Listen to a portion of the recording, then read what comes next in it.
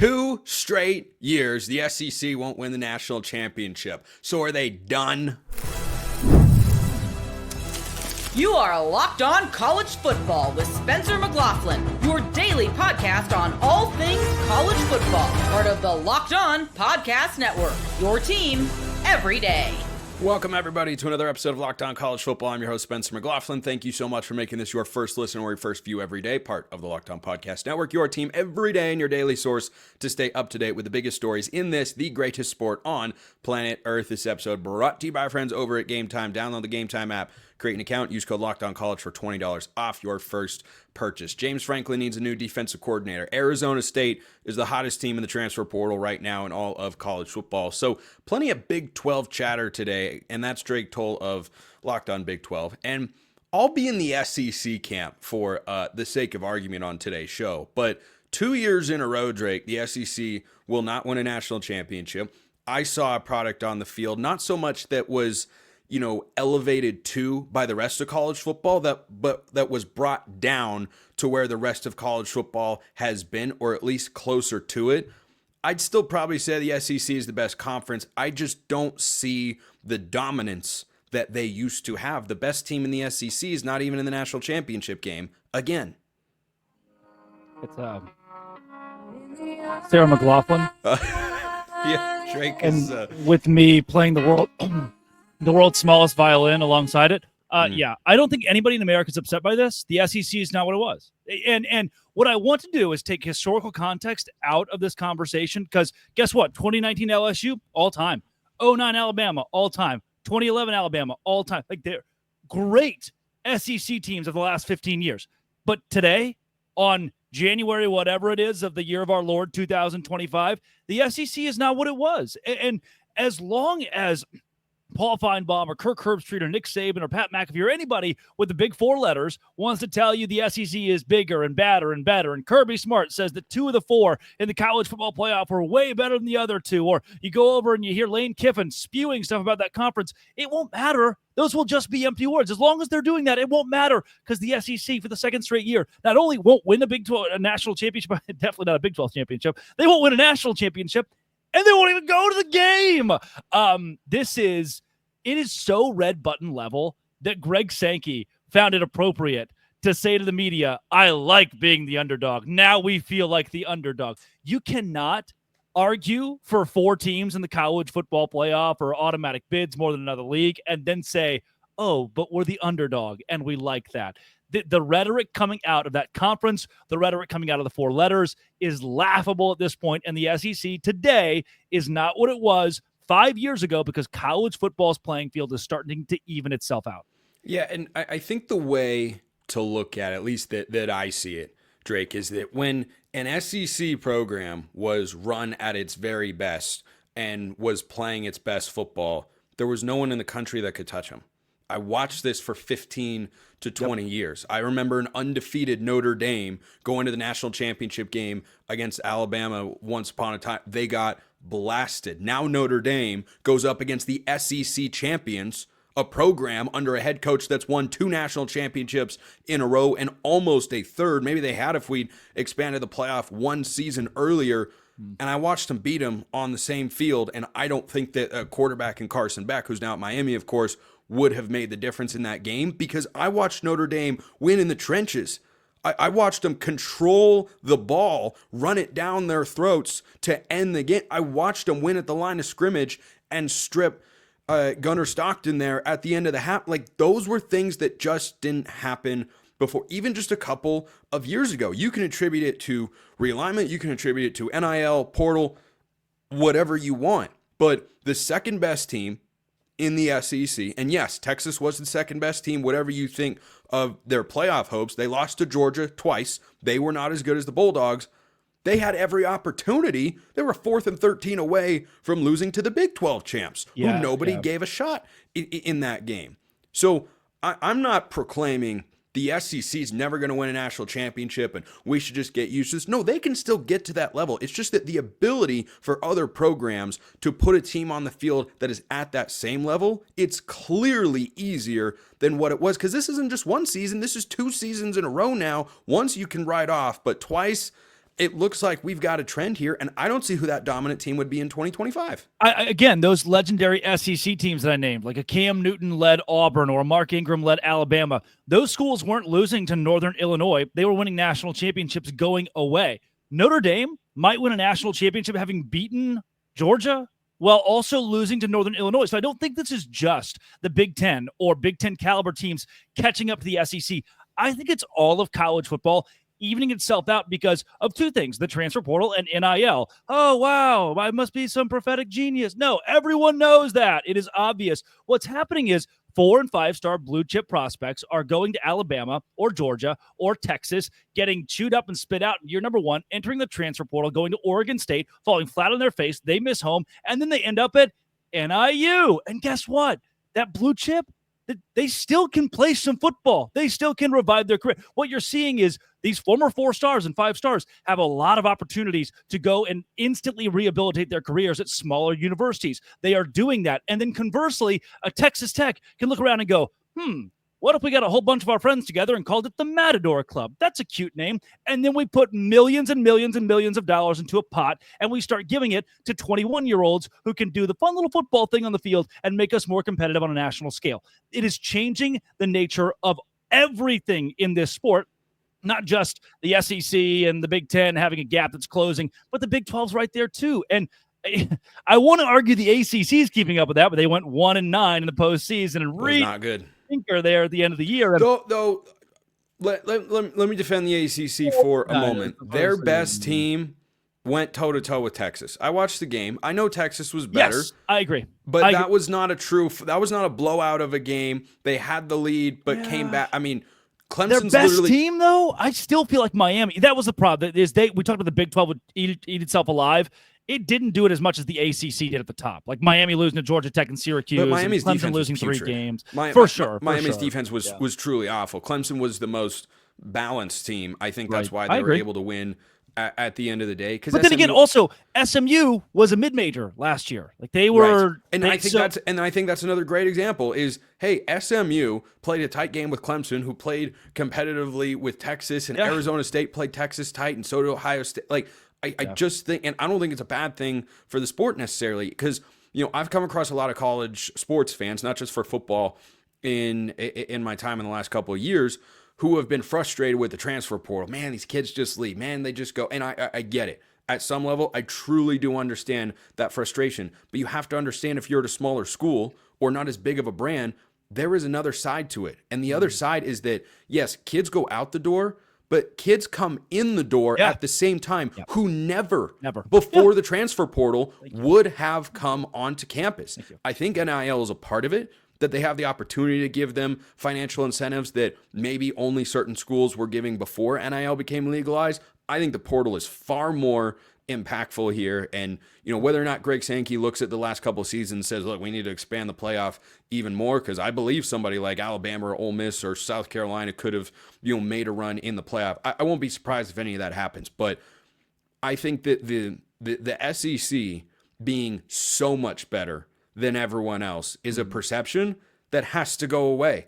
And I think that it has gone away over the course of this year, and then the postseason as well. The way everything is gone, you don't have an argument right now if you are an SEC homer to say, well, the SEC is head and shoulders above everybody else. Which data point are you going to? Yeah, and this goes for Coastal Carolina, who they lost their 2-star running back, who became a 5-star caliber transfer, right? And this is a hypothetical, but that kind of school is going to lose a kid who deserves to play at a higher level of college football. But conversely, they get the redshirt freshman who's coming from Texas that never would have considered Coastal Carolina earlier, and who wasn't going to play for 2 years because they have 3 other blue chip receivers in the room, or what have you. Correct. Or because they went to Western Kentucky and plucked that former 3-star who's now a 2-year starter for the Hilltoppers. That's the way college football has evened itself out. So the SEC is not necessarily, I don't want to say the SEC is on a downward trajectory.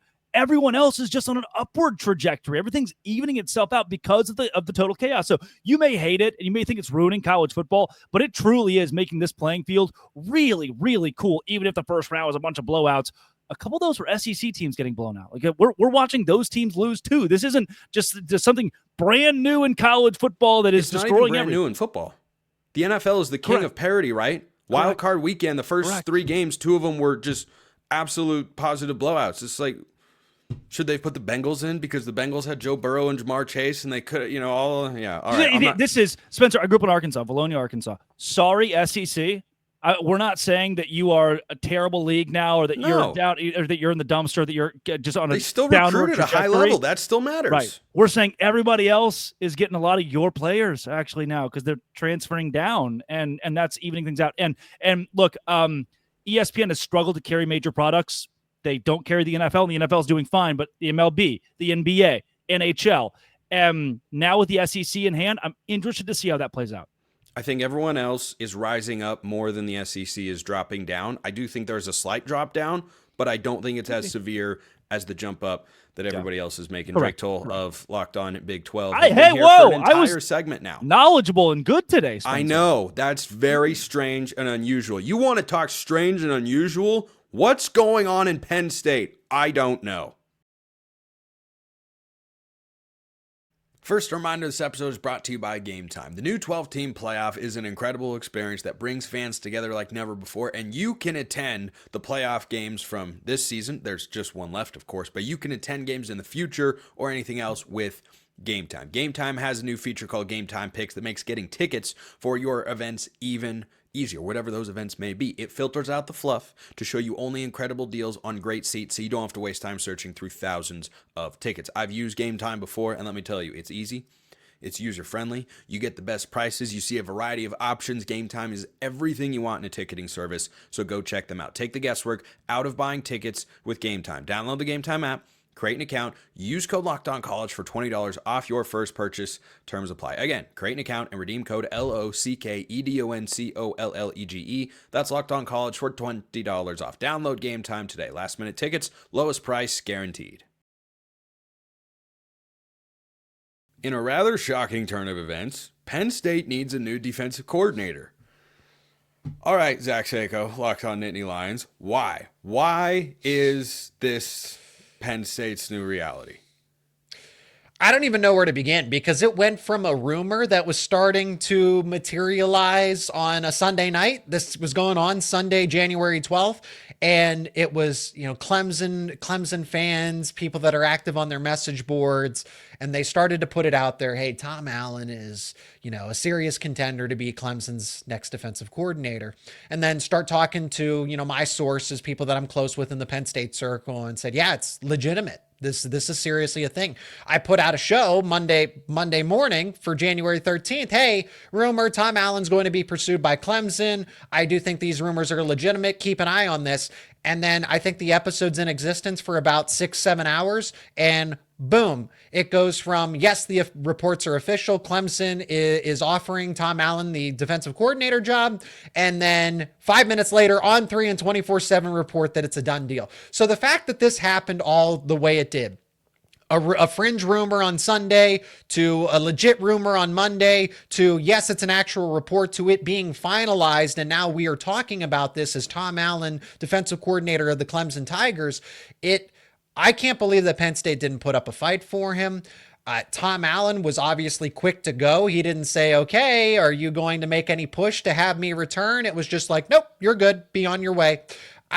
I don't think it was the perfect relationship, and no business working relationship has to be, but there was clearly a disconnect with Tom Allen at Penn State, Spencer. Going off of communication issues, the play calls were relayed from Tom Allen to defensive analyst Dan Connor, who was a former Penn State linebacker, is now on staff, to the players. There was a clear communication, and players would say that there's a generational gap between Tom Allen and ourselves. Sometimes he's hard to understand. And it's like, okay, should we be bothered by this? I guess not, because the results speak for itself. And then there's a bit of a power struggle. Tom Allen's a former Power 4 head coach. Maybe not necessarily a direct equivalent to James Franklin, but at Indiana, to Penn State, you are both Big Ten head coaches once upon a time at the same time. And then James Franklin kind of had to remind him that you are not that anymore. And so making comments about, hey, he blows his whistle too much at practice. We have to remind him that, I am the head coach in a passive type of way. So I don't think there's bad blood. Nobody hates each other, but the writing was on the wall there. If you really want to read into the tea leaves, that this was not working out for either side. So blowing the whistle at practice, like, is that just a Don't sign? look at it that much, but it's those little things that build Yeah. up. Also, his family. So he's essentially from the southeast part of the country. I know he was born and raised in the state of Indiana, coached there, both high school football and then the Hoosiers, right? But he coached a lot in the state of Florida. He coached at Ole Miss. He's been in SEC territory, and his family did not all move up to State College. So his family wanted him to move back to the southeast part of the country. And there you go. Clemson's just that. And also something that Clemson media, not directly Clemson Tiger, like regional publications, like regional newspapers pointed out that Dabo Swinney's faith and Tom Allen's faith in terms of their beliefs, their religious beliefs, that played a big factor in this. Even though Dabo Swinney and Tom Allen don't have any prior connections, I think these two are going to get along very well as far as a working relationship and a personal relationship. That's what it boils down to. I just don't think James Franklin and Tom Allen's relationship was the best. And I think there were some cultural communication differences between the players and Tom Allen. He's going to fit in so much better at Clemson. I wish him the best, but he constructed a top 10 defense this past season and helped lead them to the national semifinal. This is a big deal. Well, that's what makes so little sense to me, and I imagine to a lot of people as well, Zach, is here's a guy who comes in looking for a reclamation project for himself that you just saw a successful example of in Manny Diaz, who just went to Duke and had a 9-win season. They did great in his first year. So the precedent in people's mind when thinking about, coaches that deserve a second shot, it's certainly there. And so he goes to Penn State, and now he goes to Clemson, which wasn't as good of a football team, is in an inferior conference. I know it's still one of the Power Four, and Clemson just won the ACC. I get all of that, but this is a Penn State team that, yes, they're losing Abdul Carter and I believe A.J. Harris as well to... Nope, A.J. Harris will be back. Okay, so Harris is back on defense, but you lose Carter, who's obviously a big part of what Penn State is doing. Is Dennis Sutton back as well? He is back as well, yeah. That's a lot of returning. Those are just instrumental pieces to the Penn State defense. This comes in light of the news that offensively you're going to have back Drew Aller and Nick Singleton and Katron Allen. They're all returning. Penn State's reloading at wide receiver, bringing in guys like Kyron Hudson from USC. I'm just perplexed. And to your point about the cultural disconnect, it must have been severe. It was. Because there is severe enough. There is nothing on paper that makes me say I'd rather be at Clemson than Penn State. You are in one of the next two conferences, not one of the Power Two, or one of the top two conferences, rather. And I think Clemson is a good team in 2025. I think Penn State is better. I mean, yeah, that's certainly the case, but Clemson's not far off. I don't want to dismiss Clemson as this. Well, they're in the ACC. They pay their coordinators competitively. Tom Allen is rumored to at least get a pay bump or a pay match. I also think that he might get a title like an associate head coach, assistant head coach, something like that. I think that just Clemson's making him promises that he was not going to get at Penn State. And where Tom Allen is at the stage of his career, he is older. Manny Diaz, at least, I think give or take 10 or 15 years younger than Tom Allen. Tom Allen has the buyout to fall back on. Manny Diaz did once upon a time at Miami, but now that's going away, right? Now it went away, and now he's picked up the Duke head coaching job. But for Tom Allen, he's sitting on $15 million. So it's not about the money. I think it's the fact that it's an environment thing. I would rather, New York City is nice, but honestly, I like being around State College more than I would fit in at a New York City. So there are cultural, environmental, family things to consider. It's not always about the money or anything else. And like I said, no connection to Dabo Swinney, but I really think just the way that they conduct themselves, their personalities, from the way I've heard Dabo Swinney talk to when actually speaking with Tom Allen in person and listening to him, match made in heaven. If I'm being honest, between their two personalities. I thought Allen was great for Penn State as defensive coordinator this year. It's a home run move from a football perspective. The Tigers, but also Tom Allen's 54 and Manny Diaz is 50.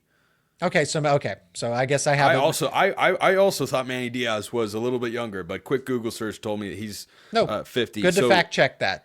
Yeah. Now for the Nittany Lions, where do they go at defensive coordinator? So let me briefly address this. Tom Allen has stated that he does not. Manny Diaz, we kind of knew that he wanted to be a head coach. Tom Allen said he always talked about how he liked being a defensive coordinator and got to focus on football. So let me frame it that way. Age clearly doesn't have something to do with it, but priorities are different. As far as where Penn State could turn, I'll give you the long shots that in a perfect world, Penn State either wants Jim Knowles from Ohio State or Al Golden from Notre Dame. I'm just saying, swing for the fence. It's not happening. I'm not trying to imply that it's going to happen, but Penn State will make a phone call and is ready to be financially competitive in a perfect world. Not going to happen. Those guys aren't leaving their institutions, but Penn State clearly wants them. As far as realistic names, Elijah Robinson up at Syracuse, former Penn State grad assistant, former Penn State football player. I like Danton Lynn. If I could make the hire myself, I would try to hire Danton Lynn away from USC. He's a former Penn State player himself. You know, just a common relationship with James Franklin. They respect one another, but it kind of the family thing. They like being in California, so they're not ready to move to State College. Pat Fitzgerald's name has been thrown around. That's a kind of another one that, hey, it just fits the mold of Manny Diaz to Tom Allen to another former Power 4 conference head coach to defensive coordinator, reclamation project. Anthony Poindexter in-house. He's been patient. He's been waiting. He's been the co-DC at Penn State for the past few seasons. He would make a lot of sense. I need Penn State to make a hire similar to the likes of either a Manny Diaz, a Tom Allen, or the defensive version of Andy Kotelnicki. Penn State, because it has a national championship window. You get done reminding me, hey, they got Drew Aller, Katron Allen, Nicholas Singleton. You can't take a long-term risk like, well, we want you to settle in. Take your time. No, this isn't about getting a defensive coordinator in 2-3 seasons can be elite. You need somebody that is going to be elite now because your championship window is now. You have Aller, Allen, Singleton, Dennis Sutton, Zachy Wheatley, AJ Harris, all back for one more season. Do not waste it. You need a home run, a grand slam hire at defensive coordinator. You cannot miss. Zach Seiko, Locked On Nittany Lions. Great stuff as always, Zach. Do you know who the most underrated team in the transfer portal is? I am going to tell you, and those on YouTube, you can see who it is. First reminder, this episode brought to you by Wayfair. After the holiday hustle, there's nothing like giving your home a little TLC. I always find that decluttering and refreshing my space helps me get back into a routine. And let me tell you, I'm big on routine. Whether you're tidying up, clearing out, or just want to give your space a new look to start the year, Wayfair has everything you need all within your budget. The best part about Wayfair and their huge furniture selection is free and hassle-free delivery, even for the larger items. Wayfair's site is really easy to navigate. You'll find everything that you need in no time. There's something for every style, every home. Wayfair makes it easy to tackle your New Year's home goal. So, do you want to swap out this couch for another one? Do you want to get a new chair? Do you want to reorganize anything you want to do home related? You want to go check out Wayfair. Give your home the refresh it needs with Wayfair. Head to wayfair.com right now. That's WAYFAIR.com. Wayfair. Every style, every home. The most underrated team in the transfer portal right now is Arizona State. That is Richie Bradshaw of Locked On Arizona State Sun Devils joining me here to discuss. So I love what ASU is doing. They are capitalizing on the momentum they built this season, winning the Big 12, almost getting to the college football playoff semifinal in the game against Texas. And look, the last time I talked about the Sun Devils on the show, Richie, I said, an expectation to win the Big 12 championship, that's a bit far. Even though you have Sam Levitt, you lose Cam Scadaboo. I like the Kanye Udo edition. We'll get your thoughts on that. But the commits just keep rolling in. Now there's a former 5-star corner and a former 4-star wide receiver who have come in to Arizona State. This looks like a major opportunity for the Sun Devils to pounce on the momentum they had in year two under Dillingham. Right. And I think that's where you're seeing ASU is right now, is they're really focused on maintaining the momentum. We've seen that over 50 players from this year's roster are returning to 2025. We've seen that 17 of 22 Say that number again. Say that number again. Over 50. 50. 5-0. 5-0. Yep. 17 of 22 starters. And keep in mind, there's guys that were like rotated in that weren't considered starters but saw significant time. They're coming back. Your quarterback, your number one receiver, pretty much your entire defense is back. All of your coaching staff is back. So they're looking to build on the momentum that they have established. And the best way to do that not only is player retention and staff retention, but it's making sure that you make the right offseason moves to fill in some of the gaps. Replacing Cam Scatterbo, the people's running back, you're not going to do that. What you can do is find a way to replace his production. If you can get his numbers from this year, 1,700 yards, 20-plus touchdowns. If you can get that from the running back room as a group, that's a win for you. So you just need to find guys who can replace production and have the younger guys who can step up. But bringing all those guys back and then making the moves that they're making, yeah, you can tell that ASU is entirely intent on making sure this isn't a Cinderella team and this is a team that is just getting started for years to come. You've seen Moneyball, right? Of course I have. It's I'm like the telling greatest you sports guys, movie ever.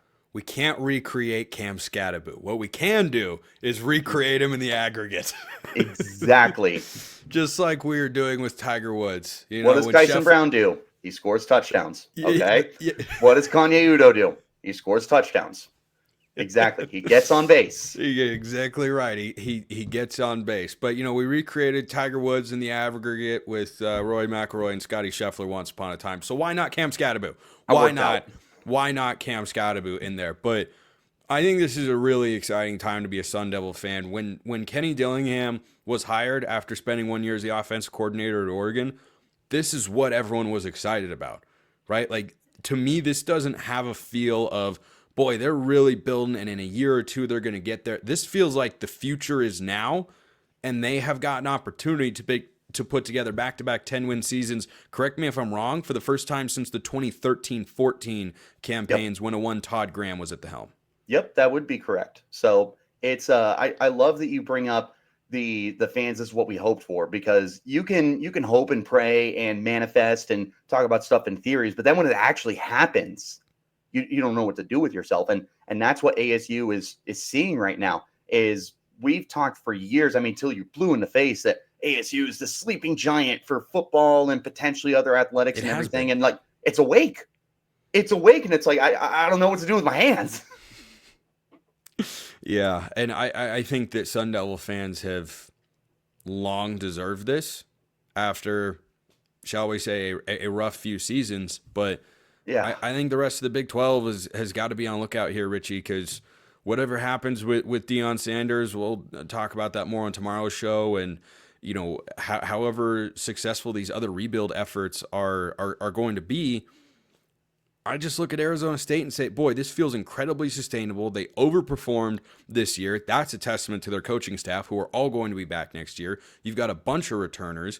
You're bringing in transfers to fill needs. Now it's not just going to be the Jordan Tyson show in the wide receiver room. I like everything that's going on in Arizona State right now. Yeah, there's just a lot to be excited about. And the biggest thing is that retention. Returning so many players that were starters, that were on the second team, guys who were rotating in heavily. I mean, they had like 5 linebackers that saw significant playing time last year. 4 of them are back. Like, that's the kind of consistency that is returning to this team. And you've got high upside players, none more than Sam Levitt, who is coming back for you and had such a strong season. And I feel like the best is yet to come as he continues to grow and learn in the same offense with his same number 1 receiver. The defense is still really good. Me and you, massive fans of Brian Ward. That defense is just getting more and more and more comfortable. And more than anything, Spencer, Kenny Dillingham wanted to establish a culture. He began doing that. He handed it off to the players to do it from there.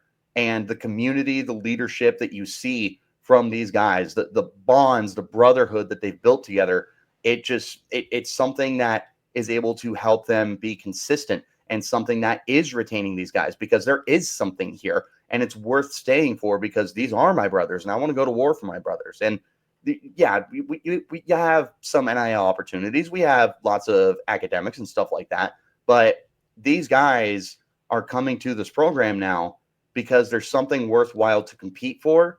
And there's a lot of relationships that they can build at this point in time. There's a lot of great culture that's being built with the Sun Devils. And that's one of the biggest factors that we don't talk enough about.